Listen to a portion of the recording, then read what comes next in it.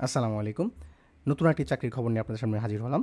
আজকে যে চাকরিটা সেটা হচ্ছে মাদকদ্রব্য নিয়ন্ত্রণ অধিদপ্তরের সুরক্ষা সেবা বিভাগের স্বরাষ্ট্র মন্ত্রণালয়ের আন্ডারে একটা চাকরি, যেটা হচ্ছে গত 14ই অক্টোবর 2024 তারিখে এটা নিয়োগ বিজ্ঞপ্তিটা হয়েছে। যেখানে হচ্ছে প্রায় অলমোস্ট 86টা পদ রয়েছে বিভিন্ন ক্যাটাগরিতে বা বিভিন্ন পদে। সো আমরা ওগুলোই আজকে আলোচনা করবো আপনার সামনে।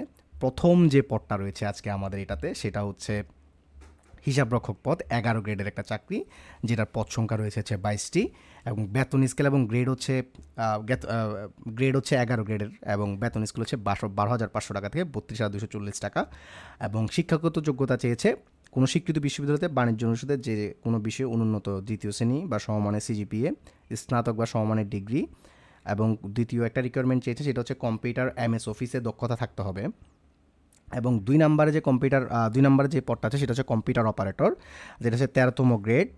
পদ সংখ্যা হচ্ছে 15টা।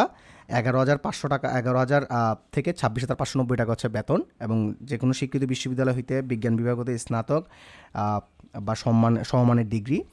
2 নম্বরে হচ্ছে সরকারি প্রতিষ্ঠান কম্পিউটার পার্সোনাল নিয়োগ বিধিমালা 2019-এর তফসিল 2 অনুযায়ী গৃহীত পরীক্ষা উত্তীর্ণ। 3 নম্বরে যে পদটা আছে সেটা হচ্ছে অফিস সহকারী কাম কম্পিউটার এবং মুদ্রাক্ষরিক। পদ সংখ্যা হচ্ছে 27, 16তম গ্রেড। বেতন হচ্ছে 9,300 টাকা থেকে 22,490 টাকা। যে কোনো স্বীকৃত বোর্ডে উচ্চ মাধ্যমিক স্কুল সার্টিফিকেট, এইচএসসি বা সমমানের পরীক্ষায় উত্তীর্ণ। এবং কম্পিউটার 2 নম্বর হচ্ছে কম্পিউটার ব্যবহার সংক্রান্ত word processing, data entry, typing, fax এইসব জিনিসে আপনাকে এক্সপিরিয়েন্সড হতে হবে। এবং আরেকটা জিনিস যেটা চেয়েছে যে 20 শব্দ ইংরেজি প্রতি মিনিটে 20, হ্যাঁ, বাংলায় প্রতি মিনিটে 20 এবং ইংরেজি প্রতি মিনিটে 20 শব্দ টাইপিং স্পিড আপনার থাকতে হবে। 4 নম্বরে যে পদটা আছে সেটা হচ্ছে গাড়ি চালক। ভারী লাইসেন্সের ক্ষেত্রে 15তম আর হালকা লাইসেন্সের ক্ষেত্রে 16তম।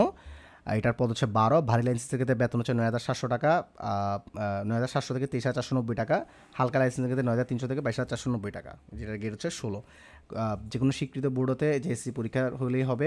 হালকা বা ভারী গাড়ি চালানোর বৈধ লাইসেন্স থাকতে হবে এবং হালকা বা ভারী গাড়ি চালানোর 2 বছরের এক্সপিরিয়েন্সড হতে হবে। 5 হচ্ছে ডেসপার রাইডার, 19তম গ্রেড। 10টা পদ আছে, 8,500 টাকা থেকে 20,570 টাকা।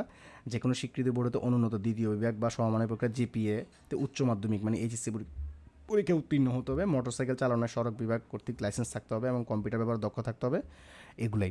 এবং এখানে যেটা চেয়েছে যে আগামী আবেদনকারী হচ্ছে আপনার 20 অক্টোবর তারিখে 18 বছর থেকে 30 বছরের মধ্যে হতে হবে।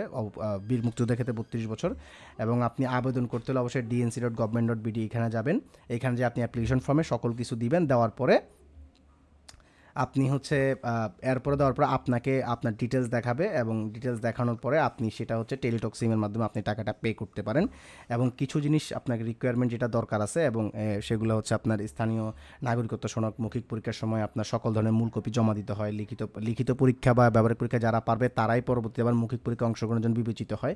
এইসব জিনিস অনলাইনে কীভাবে আবেদন করতে হবে এগুলো অলরেডি আমরা ডিটেলসে এই এনবিএর আরেকটা ডিটেলসে বলে দিচ্ছি, সেটা আমি ডিসক্রিপশনে দিয়ে দেওয়ার চেষ্টা করবো। সেই ভিডিওটা আপনারা দেখতে পারেন।